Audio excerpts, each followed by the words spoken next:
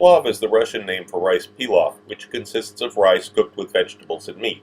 I've posted a couple of Plov recipes recently, but I also wanted to share this one with you. This is a hybrid between a traditional Russian Plov, which tends to be very bland, and an Uzbeki Plov, which is intense and spicy, but also complicated to make if it's being made correctly, and be warned, you rarely see it being made correctly. This is a deeply flavored, rich, and satisfying dish that reheats very well, and it's absolutely perfect for a cold winter night. Just to show you what the spices look like, I've got the 2 teaspoons of coriander seed, 2.5 teaspoons of sweet paprika. This is one I made myself from grinding up the chilies, but you can use a good quality purchased paprika powder, sweet paprika. 1 teaspoon of black peppercorns, 1.5 teaspoons of garlic powder, bay leaf, 2 teaspoons of coarse salt, and half a teaspoon of dried dill. This is all going to get ground up.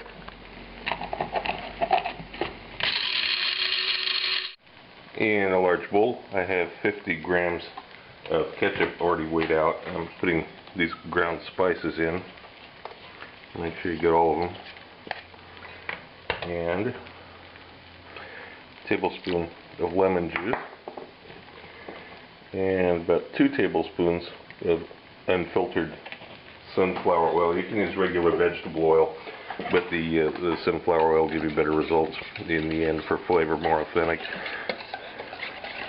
Okay, give this a quick whisk here. Make sure all the spices are dissolved. Now I have 2 fairly large thick pork chops here that I'm going to cut the cubes of meat from, but you have to see this fat in here. Don't let this worry you too much. This is going to be cooked 2 times, and you'll have an opportunity to get rid of most of the fat when you pass the broth that comes off of this into a fat separating pitcher or you refrigerate it. You'll see in a few minutes. So when you're trimming this up, don't let fairly large pieces of fat concern you. Of course, if there's a huge chunk that's nothing but fat, get rid of that. But this amount of fat you see here, this is normal, this is good, this will keep the pork tender.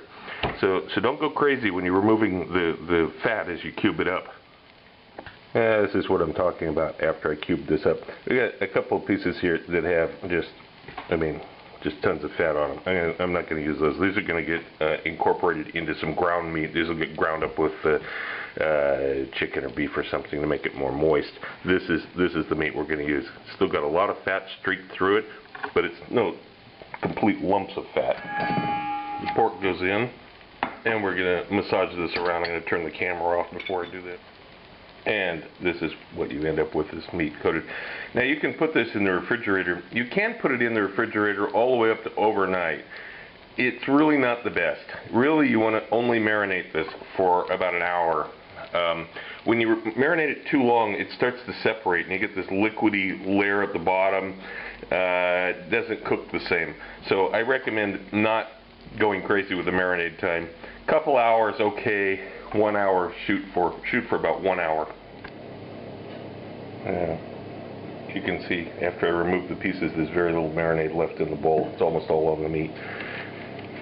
This is what you want to do. Spread it out on a single layer on a thin metal pan.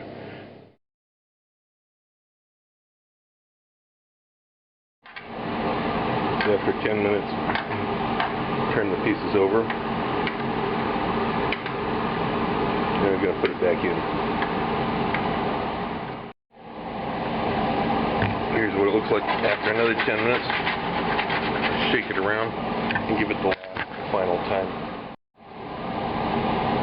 You have to really watch it in the last couple minutes here. Make sure that it doesn't go from really caramelized to really burnt.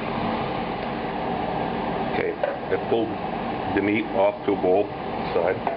Now I've got this pan. I'm going to deglaze with hot water.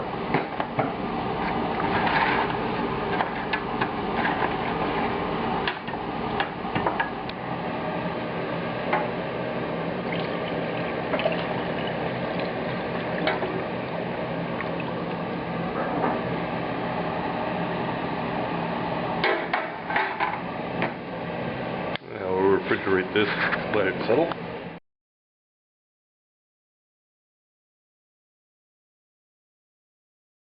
Recently in Russia, what we've started to see in markets are these cleaned up, genetically engineered carrots that have almost no flavor and expensive. Right next to them are the dirt encrusted local carrots, full of flavor, incredibly aromatic, and dirt cheap. Dirt cheap. Once you clean them up, they're the same as far as appearance goes, and they have much more flavor. Get the cheap ones. Now, we have our mise en place for making the actual plov. This is about 100 grams of onions, 100 grams of carrots.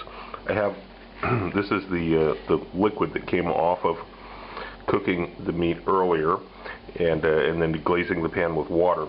I have like this fat cap on top of here, a solid sheet. This is what I'm gonna use to cook the vegetables in just a minute.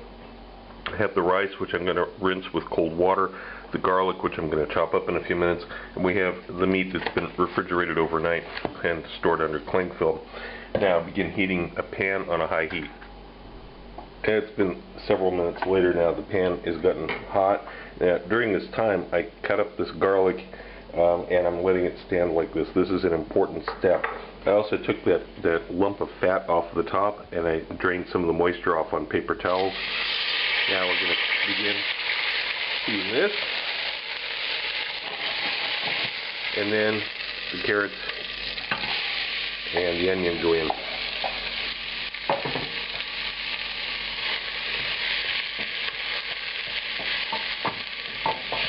Now begin paying attention to the time now, or set a timer, so that you know how long this is actually cooking. Now it's been just over 4 minutes. Now I'm going to add about a teaspoon of salt to this. You don't want to do that initially because it'll interfere with the browning of the carrots and the onions. So it'll just draw moisture out and then they'll steam instead of brown. But at this point we can add the salt. And I've got the rice here that I put in a sieve and I ran under cold water. Make sure you use cold water. And I'm going to add that in. 250 grams of rice. Stir this around a little bit to make sure it's evenly incorporated. Now we're going to add the garlic. It's about 6 cloves of garlic. Stir this around a little bit. Now I've still got the heat the whole time here. The heat has been on about 8 to 8.5. Very high heat compared to what I usually use. You want to really get some heat on here. This is called burning flavor onto the vegetables. So I'm going to let it go like this. Heat's still on 8. I'm going to let it go like this for just a little bit more. It's been about 1 minute now. Now I'm going to add the meat in.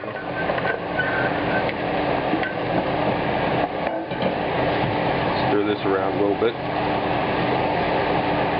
Make sure it's evenly incorporated. That's the key here. The heat is right now it's still on 8.5, but it's going to get reduced in a couple minutes here. Okay. Now I've got the broth that what we deglazed the pan that the meat had been cooked in. Make sure you get all of it in.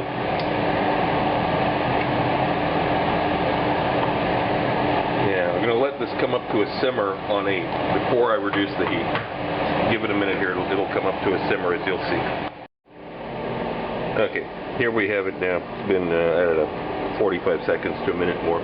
It's come up to a simmer. Now I'm reducing the heat down to 3, and I'm going to place a plate. It's just a little bit smaller than the contents there, and a lid over it as well. Now it's going to sit like this, cooking for about 30 minutes on a heat setting of 3. This is still going to be a fairly vigorous cook. This is the key. If you make it a really low heat, you won't develop those rich flavors in it. If you make it too high of a heat, you'll burn everything and it'll be nasty. So you might have to experiment a little bit to see what the ideal setting is for your stove. For me, it's about a 3. You know, like I say about every recipe, don't make it the very first time for guests. During this time, I chopped up about, I don't know, 1.5 to 2 tablespoons of dill and 3.5 tablespoons of finely minced carrot. And the time is elapsed on this. I'm adding in the carrot, and that dill. and I'm going to stir it in. Now, there's some, it's not really fond, it's almost like a Spanish paella, because you've got rice here that's stuck to the bottom, but that's part of the flavor, that wonderful crisp rice that's at the bottom here. And you're going to have to scrape up the pan to pick all that up off the bottom. But it's now ready for serving. Or you can refrigerate it and serve it a couple of days later if you prefer.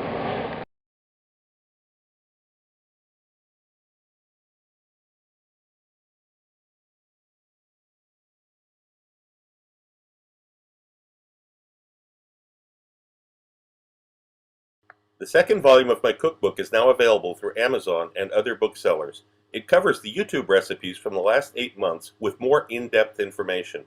I received requests for the procedures on all recipes, and I've listened to you. Every recipe has step-by-step directions, and of course there are recipes that aren't on YouTube. But this is not just a recipe book. Far from it, as you can see from some of the topics scrolling by here. I'm certain that anyone who watches my channel and any serious cook will find this book a treasury of useful and new information you won't find anywhere else. If you want to know more about my adventures as a chef around the world and have some great laughs along the way, be sure to check out the video tour of my book, 40 Years in One Night. It's up on YouTube right now. Click the link. Also look for my cocktail book, Cocktails of the South Pacific and Beyond, Advanced Mixology, available through Amazon online.